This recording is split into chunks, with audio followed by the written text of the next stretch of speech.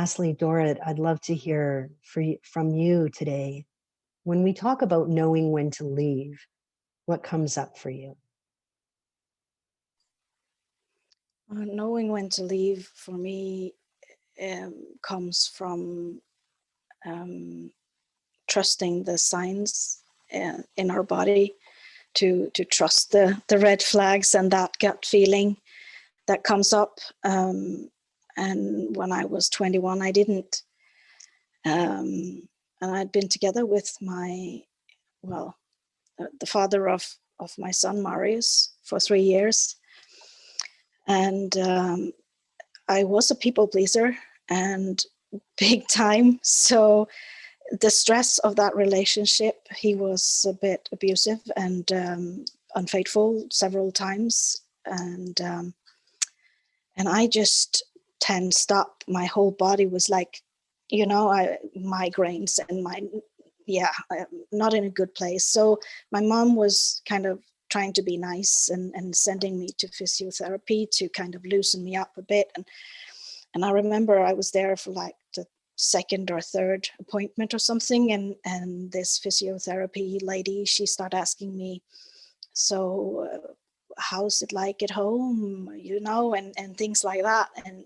And my wall just cracked, and I was like, yeah, but we have a baby together and I have to be there. And, he has to have both parents. And that was what I was raised with. My parents have been married for 60 years, so that's what, well, you have a kid, you stay together. And that was in my head, so I felt stuck. I couldn't leave, even though my whole being was crying that this is not right.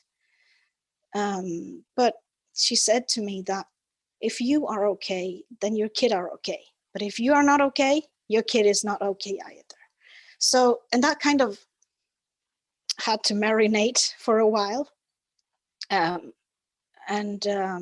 think it was more than 6 months after that he, I write about that in my book, that he was he was yelling at me and calling me a whore. He had been unfaithful twice. I had been home with Marius, so but he was calling me a whore and yelling at me and trying to get me to be like this small. And he yelled so loud that Marius woke up, and he was barely a year old.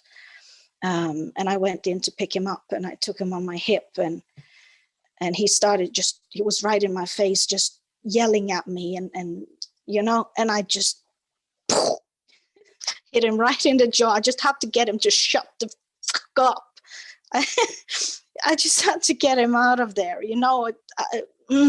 What could I do? I was having a baby on my arm, and he just tumbled back and just looked at me and just left. And I locked the door and gathered my things and left and went home to my mom and dad. And we never spoke after that, like for real, because I was done. That was it for me. So I had 6 years with secret phone number and a lot of shit after that. But we can meet in a public place now without me lashing out again. So, but that's the only person in the world that can make me really, push my buttons. So if I had known how to listen to my body and how to trust my intuition like that, I would have been out of that relationship the day after I got in, I think.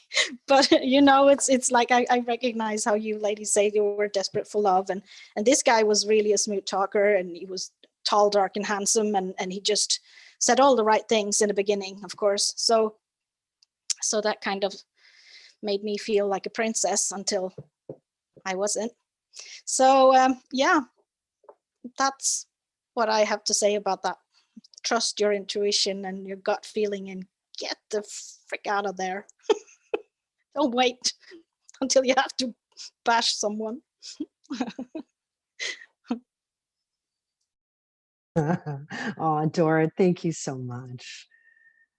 You know, we talk about connection, and I can just feel it on this call today, right? As we each dive deeper and share those personal stories, and we hear, oh my gosh, that was this. Well, I was going through the same thing at the same time, and I didn't have the support, and I didn't have the women or men in in my circle that could identify what I was going through without shaming me or guilting me, which, coming back to my story, when my aunt said that to me, I felt another layer of shame. I had just stepped out of an abusive relationship. And then she put this spotlight on me, asking me, well, why didn't you know better? You weren't raised like that.